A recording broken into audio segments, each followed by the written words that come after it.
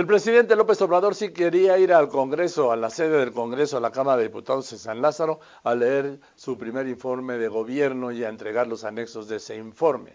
Esto es lo que escribí para este martes 13 de agosto. Bueno, y es que el 1 de septiembre de 2005, ahora se cumplirán 14 años, Vicente Fox fue el último presidente de la República que leyó y entregó en la Cámara de Diputados, en el Congreso, un informe presidencial. Fue el último. ¿Por qué fue el último en 2005?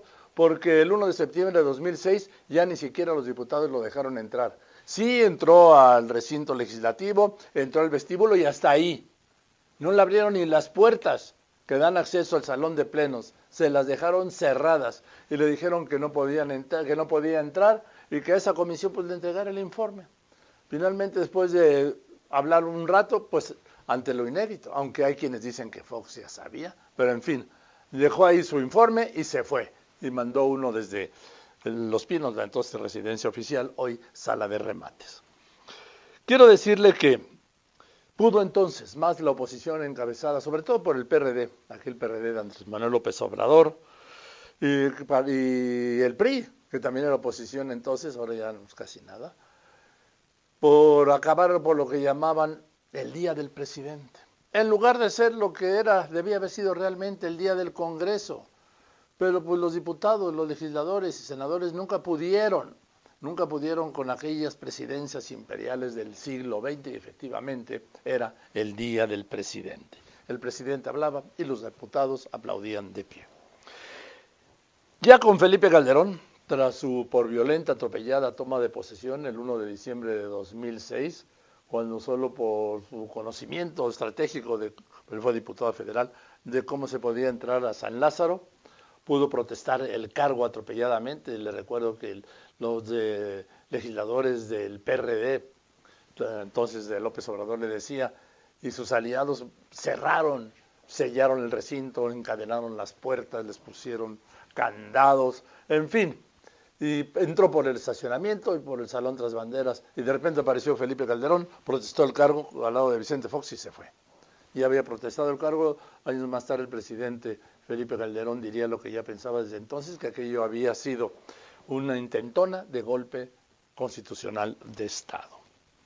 Bien, Calderón quiso recuperar esta fecha, la del día del informe, y así el 1 de septiembre de 2007 fue al Congreso, pero pues solo le permitieron en las negociaciones previas que entrara al salón de plenos y solo anunciar desde ahí que iba a entregar el informe y se retiraba. Lo mismo pasó el 1 de septiembre de 2008. Ya para el 1 de septiembre de 2009 Calderón y fue, ya se lo mandó al secretario de Gobernación entonces Santiago Krill, y desde entonces él y su sucesor Enrique Peña Nieto, y como todo indica ahora el presidente López Obrador, han mandado y mandará su documento, su informe de gobierno a través del secretario de Gobernación en turno.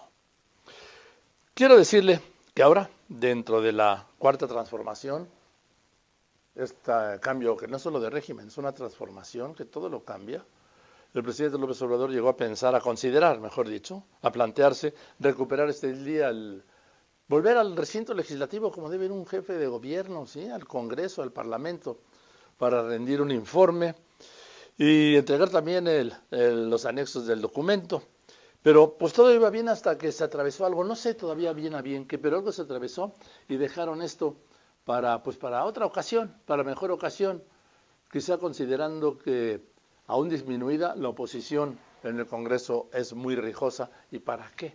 ¿Y para qué plantearle un escenario de crisis cuando se lo puede evitar siguiendo la tendencia que, por cierto, no va en línea con los lineamientos de la 4T?